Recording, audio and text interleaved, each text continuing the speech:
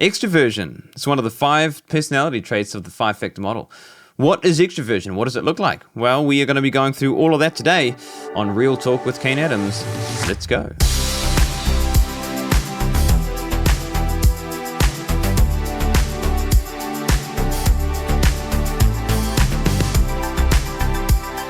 Well, welcome back to another episode of Real Talk with Kane Adams. We are right in the middle of our personality series. We've been talking about all sorts of topics. We started with an introductory episode. Then we talked about agreeableness. And then last week we talked about conscientiousness, which is the tendency to bear responsibility, to work hard, to be industrious, to be dutiful, as well as to be orderly. And we talked about someone who values order over chaos as well. And so that was last week. And so if you didn't see that episode, you want to check that one out. And then today, we're going to be talking about extraversion, which I'm sure is a term that you might be familiar with. But we're going to be going into that in detail. And we're going to be answering 2 questions today instead of 3. And that is, number 1, what is extraversion? And then number 2, what are the advantages and disadvantages of being high in extraversion? And the reason for that is because there is so much to go into extraversion that I wanted to kind of give an episode both for extraversion and for introversion. And so next week we'll look over introversion, which is also known as low extraversion. But today we're just going to focus on a high extraversion. And then once again, a lot of this material has been collated from teachings from Dr. Jordan Peterson. So if you want to know more about extraversion and look at it in a more detailed way or in a detailed fashion, then you can click the link below, which will take you to one of Jordan Peterson's teachings on extraversion, and you can do that. And then also, I'm sure you've heard me harp on about this, that if you haven't taken the Big 5 personality test at understandmyself.com, you can do that by clicking the link in the description. I highly recommend that you do that before watching this episode, but otherwise, let's get into it. So, what is extraversion? Extraversion is the tendency to experience positive emotion. And it's probably not difficult to see that when you think about somebody who is extroverted, I'm sure there are people that you know, or you could be one of them yourself, is that there are people who not only tend to be social beings, but people who are very happy. They're people who are very positive, people who are full of joy, who are motivated people, who want to get the most out of life would be kind of an adequate, simple way to describe someone who's extroverted. And so extroverted people who are, extroversion as a personality trait deals with positive emotion, whereas neuroticism as a personality trait deals with negative emotion. And we're going to be looking at it in a couple of episodes' time.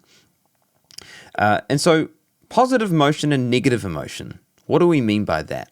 Something to note about positive and negative emotion is that they run on 2 different systems in your mind, in your brain. So they're on separate systems in your brain. And it's important to know this, to note that, because people will tend to think that if you are sensitive to positive emotion, it means that you're not sensitive to negative emotion. For example, if you're low in extraversion, which means that you're not sensitive to positive emotion, that means that you must be sensitive to negative emotion. But it's not quite the case, because they run on different systems in your mind. And they're not kind of like opposites. It's kind of like, they're different systems, which means that there is a possibility or a chance that you could experience both positive emotion and negative emotion at the same time. A good way to maybe look at this as an example would be like apples and oranges. So they're 2 separate fruit. So if you like apples, that doesn't mean that you're automatically going to like oranges, or vice versa. It doesn't mean, if you like apples, it doesn't mean you're automatically not going to like oranges. They're 2 different fruit. You could have a mix. You could like apples and oranges, or you could not like apples and not like oranges, or you could have a mix between the 2. And it's the same with positive emotion and negative emotion as well. So if you're high in extraversion and you're sensitive to positive emotion, you could also be high in neuroticism and be sensitive to negative emotion as well, which is kind of like bipolar disorder, which at its extreme, which we'll talk about later on. But and then the opposite would be someone who's low in extraversion would be not sensitive to positive emotion, but they could also be low in neuroticism, which means they're not sensitive to negative emotion either. And then you have the mix in between the middle. And so that's just something to note. I think it's important to note that. What does that look like in context? Well, you can look at that in context by asking yourself these 2 questions. So, number 1, how happy should you be when things go well in your life? And then number 2, how upset should you be when things don't go well or when things go wrong? And then the answers to these questions, or how you answer these questions, will be determined by your natural temperament towards those emotions. For example, if you're sensitive to positive emotion, i.e. extroverted, it means when things go well in life, you're going to be ecstatic. Whereas if you are sensitive to negative emotion and neuroticism, then when things go wrong in life, you're going to be really upset.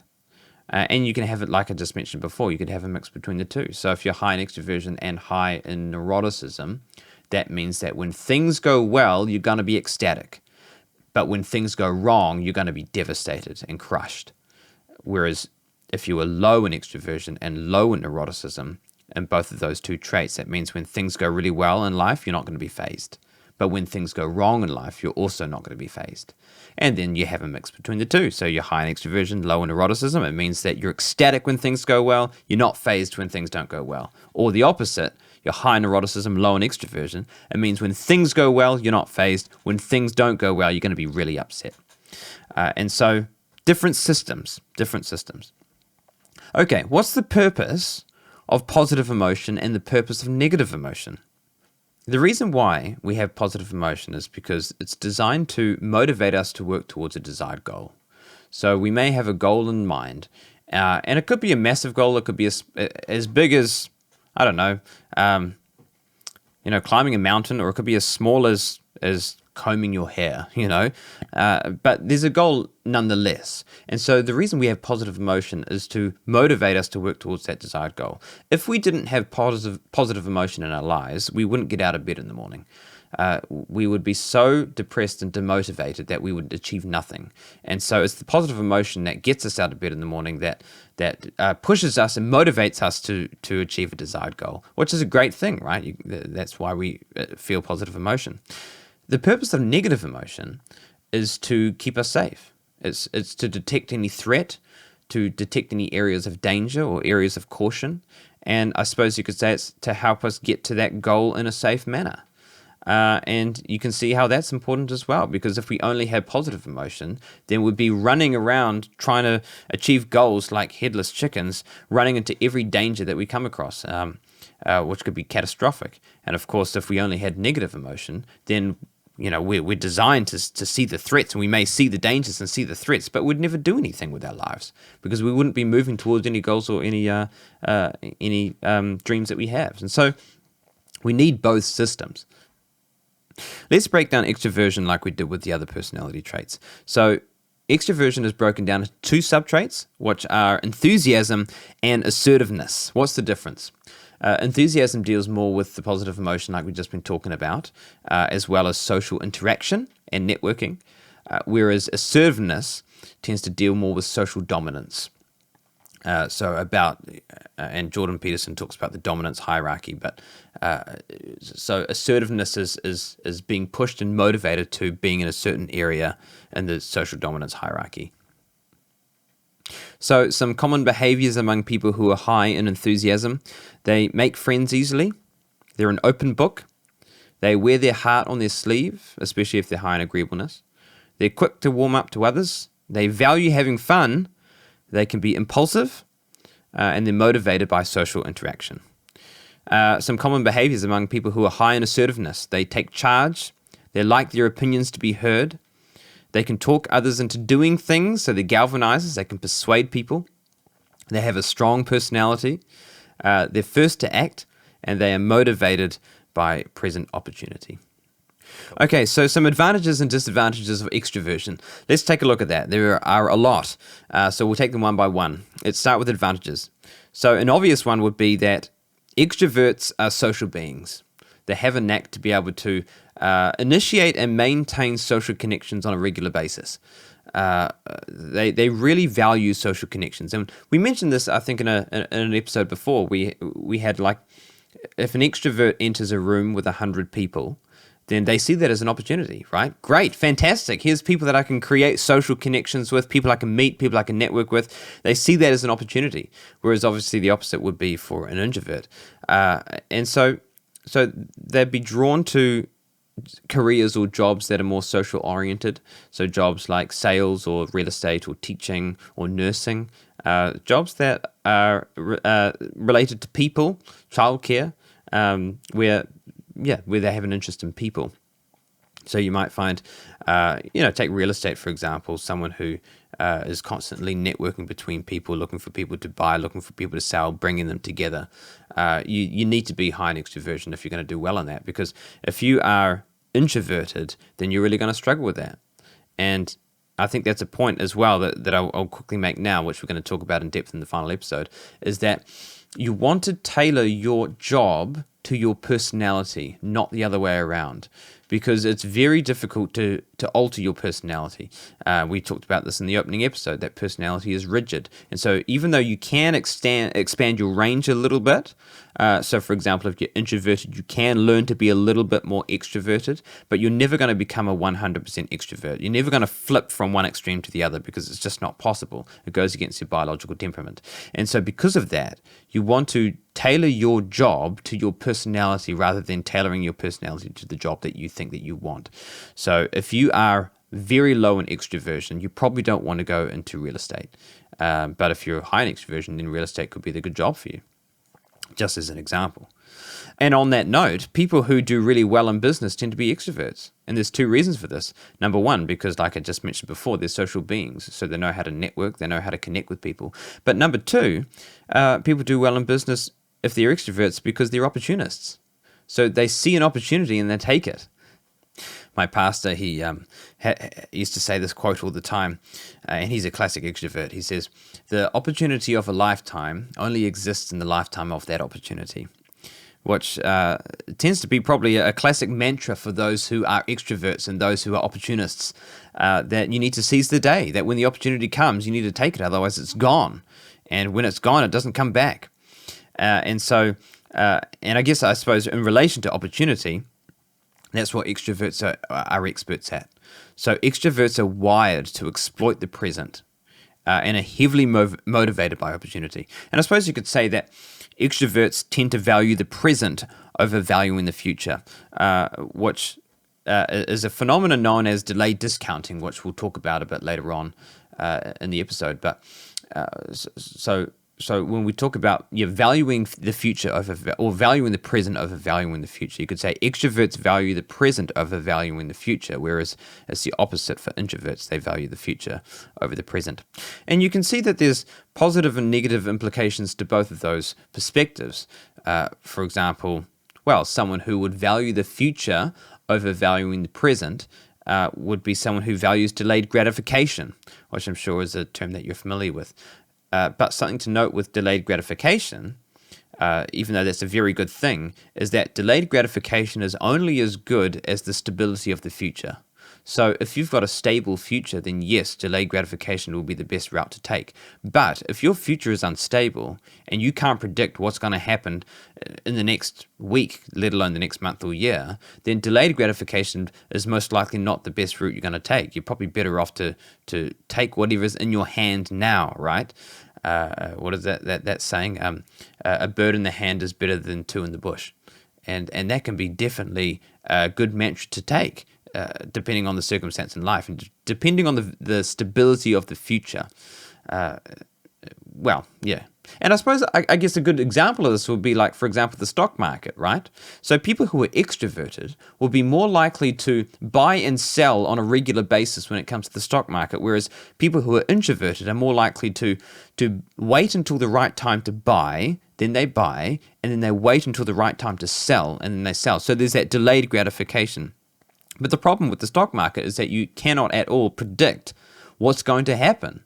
And so it's kind of anyone's game in that regard. You might operate on delayed gratification, which could work out for you if you sell at the right time in a boom. But let's say you're holding on to your stock for 10 years or whatever, and then suddenly there's a stock market crash and you lose everything. Well, then delayed gratification or that valuing the future probably wasn't the best route to take. And it's like the extroverts win in that regards, right? And so that's just something to think about, that there are times when you need to seize the present and there are times when you need to value the future. And it's about working out what and when those times are. Another advantage is that because extroverts are social beings and have large social networks, it means that they've got a large pool of people to draw from for help when things are not going well in life. So an extrovert will find themselves in a spot of bother, and because of their social connections and social networks, they've got people that they can look to help them in life. And that's a massive advantage, right? Whereas you might not be able to say the same for people who are introverted. They might not have that help because they're not socially motivated. So they keep to themselves, but there comes times where they actually need help.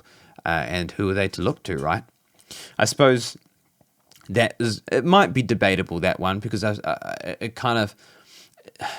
think a level of agreeableness will play a part in that. If you are low in agreeableness and you're high in extroversion, you're going to be the kind of person that would be an opportunist. You're going to take the opportunity when it rises, but you're going to take that opportunity to serve your own self-interests, which people don't like. So you might not necessarily have that network of people who will help you in that regard. But if you are high in agreeableness and high in extroversion, then you're someone who makes those social connections and network, and you have a sense of empathy and a sense of compassion about you as well, and people like that. So that would be a massive advantage for you if you find yourself in a place where you need help. Then you've got that help that you can draw from. Okay, another advantage would be extroverts. They tend to display strong leadership qualities. So if you're an extrovert, you're going to be a natural leader because you're someone who knows how to work a crowd. You know how to network with people and have that social interaction, but you're also assertive. So you know how to persuade people. You know how to get people on board with your vision. You know how to take an opportunity and run with it and bring people alongside you with it, which is a kind of natural leadership traits with that. So if you're high in extroversion, you're going to be kind of a natural strong leader. I would say natural leader instead of good leader, because it doesn't mean you're going to be a good leader necessarily. I think to be a good leader, that takes practice and takes skill. But from a personality perspective, you are going to display natural leadership tendencies. Something as well I think to note with leadership is that each trait would probably show its different strengths when it comes to leadership. For example, if you're high in openness to experience, you're going to be someone who's a good visionary. If you're someone who is low in neuroticism, you're going to be someone who can keep their head into crisis. So you take those two traits just by themselves and merge them with extroversion. Let's take the opposite, for example. So you're high in extroversion, you're a natural leader because you're an opportunist and you can work well with people. But if you're high in neuroticism as well, that means you're not going to be able to keep your head together when there's a crisis. And if you're low in openness to experience, it means that you're going to struggle to get a vision. And people don't want to follow people who don't have a vision and can't keep their head in a crisis. So even though you're an extrovert, that could be your downfall in that regards, if that makes sense. So you kind of, what I'm saying is that leadership tends to be an amalgamation of all the traits together, serving both their strengths and their weaknesses. Okay, let's take a look at some disadvantages. So what are some disadvantages of being high in extroversion? It's interesting because a good question to ask would be, is there such thing as being too happy? Because most people would think that, in life, the ideal goal would be to be as happy as you possibly can be. Is it possible to be too happy? And yes, it is possible to be too happy, and it can be detrimental. The extreme end of positive emotion is mania. You become manic. And if you find yourself in a maniacal state, then you're prone to making very risky and foolish decisions. Why? Because if you are jacked up on positive emotion, you see life as nothing but a euphoric, pleasant paradise where nothing can go wrong. And if that's the state of your perception, then you're just going to be spending all your money. You're going to be doing all of these foolish and risky decisions without seeing any danger, without seeing any threat. And when you wake up the next morning out of that state of mania, then you've got to pay for all those decisions, right? And so if you're too happy in that regard, then you can become maniacal, in which you can ruin your life by making stupid and foolish decisions because you think that everything's all good and it's all just going to work out. Jordan Peterson, he has this great line, actually. He says, "How happy should you be? You should be about as happy as is appropriate given the realities of your current circumstance." So if you're high in extroversion and you're more happy than you ought to be with a given circumstance, then that means that you can become blind to some of the dangers and some of the threats that will come your way. And if you're really blind, then those threats and those dangers can take you out. And so it's worth being wary about how happy you ought to be in any given circumstance.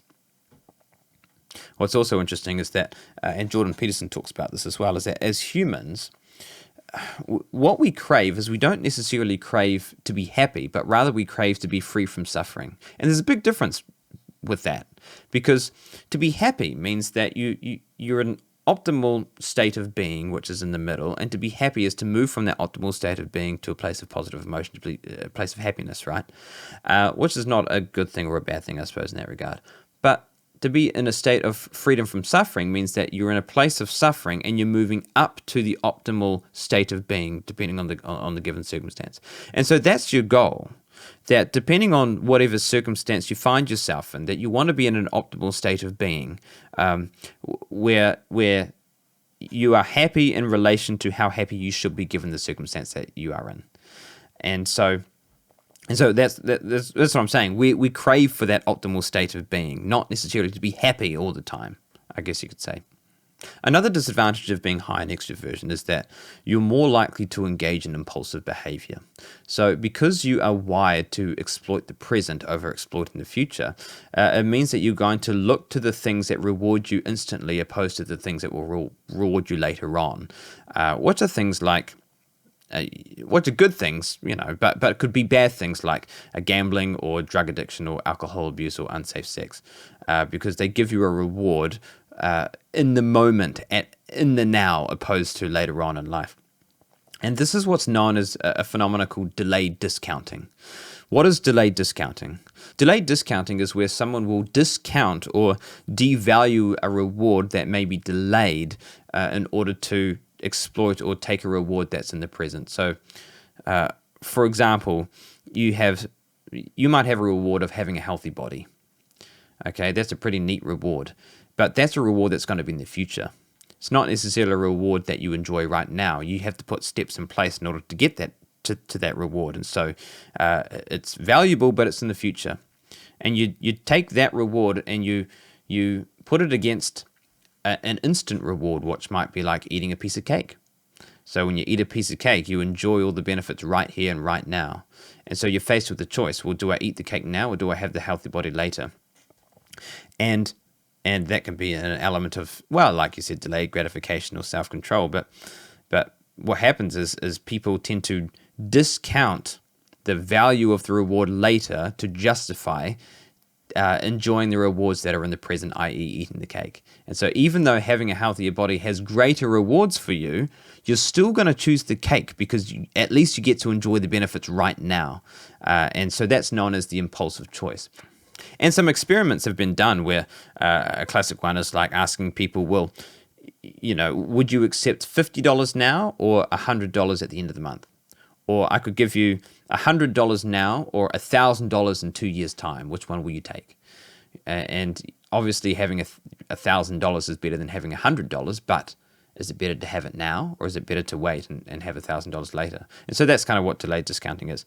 The point of all of that is that people who are high in extroversion are far more likely to engage in delayed discounting and engage in impulsive behavior than those who are low in extroversion.